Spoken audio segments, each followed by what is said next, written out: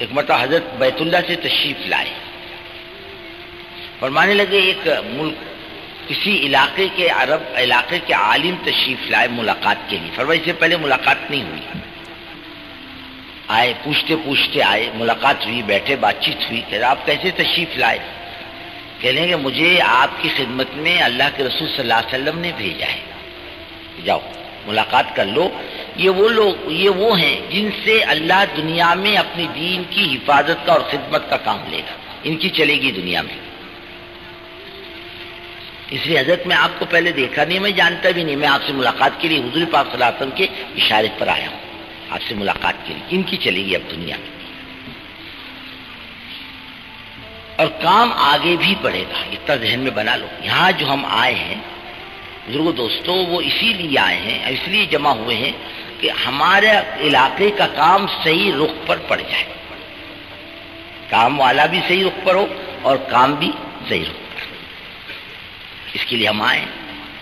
نہ یہ ہم دعوت کھانے آئے، نہ ملاقاتیں کرنے آئے، نہ آرام کرنے آئے، بلکہ ایک فکر لے کر کے آئے. اور یہ بزرگوں دوستوں بہت قیمتی چیز ہے، کام کیسے آگے بڑھے گا. اس کے لیے یہ 3 دن کی جتنی مجلسیں ہیں، جتنی اس میں جمنا.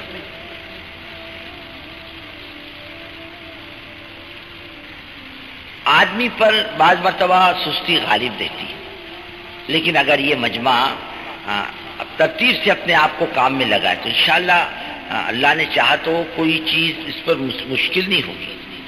جیسے کام کے ٹائم پہ کام، آرام کے ٹائم پہ آرام، کھانے کے ٹائم پر کھانا، اگر اس پر یہ قابو پا لے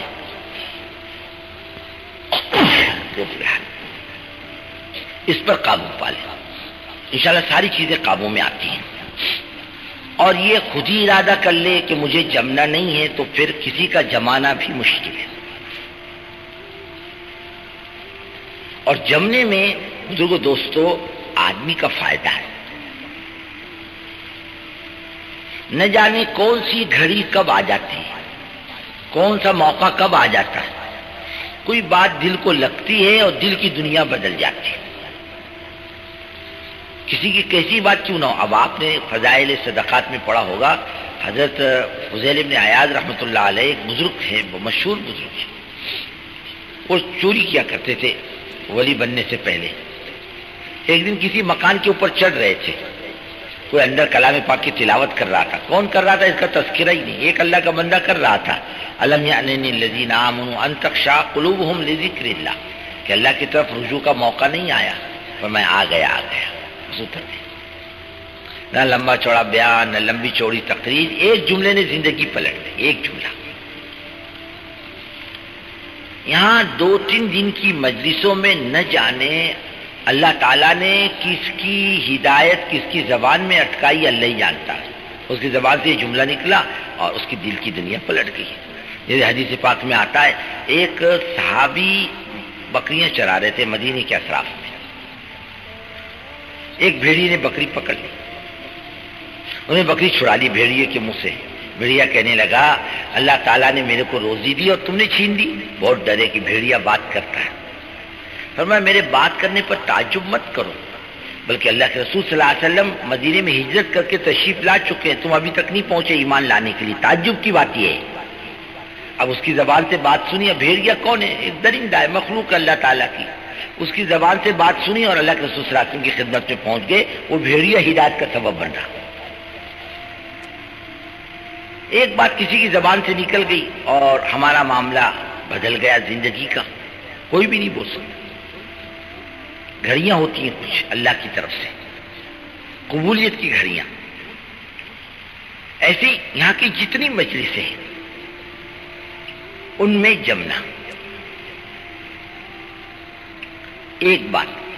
پھر یہ آنے والا مجمع جو ہے یہ نیوں کا تو ہے نہیں، پرانوں کا جو اپنے علاقوں میں کام لے کر چل رہے، اپنے ضلعوں میں کام لے کر چل رہے، فکر مند ساتھی ہیں.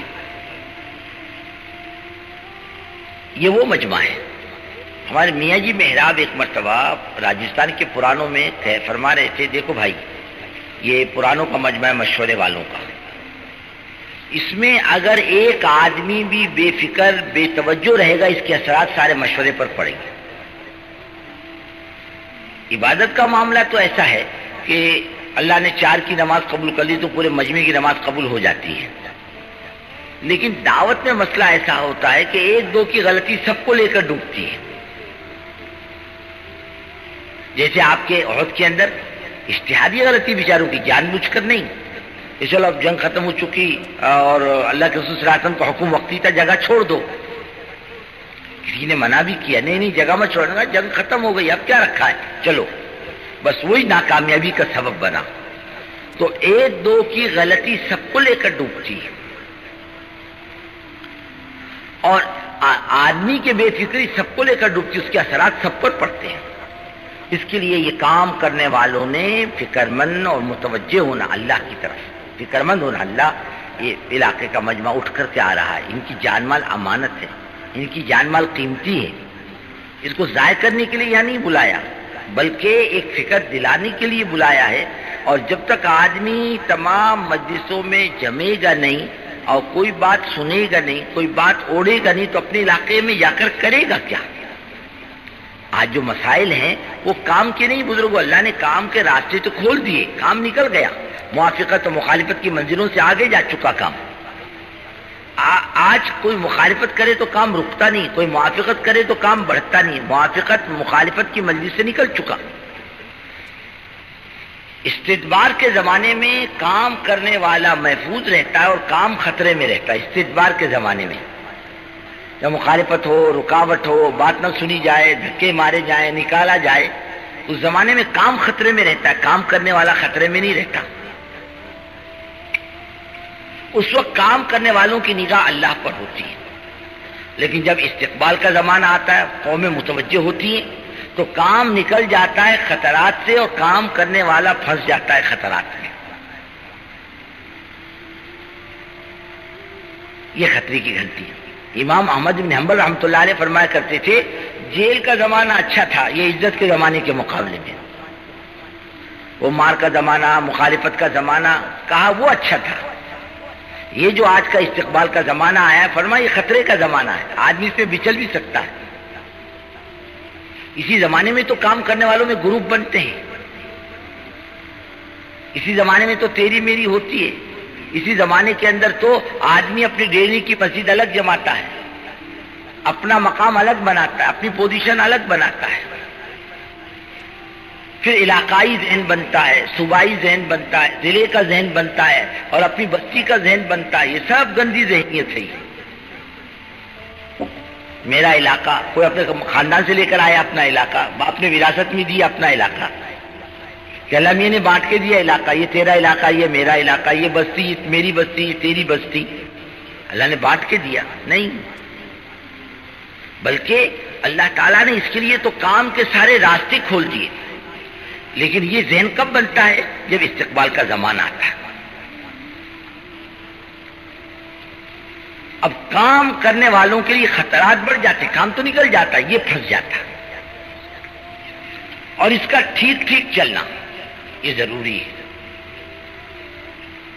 اس کے لیے بزرگوں، دوستو، یہ باتوں کے مذاکرے کے لیے یہ اپنی پرانوں کی مجلس ہوتی ہے۔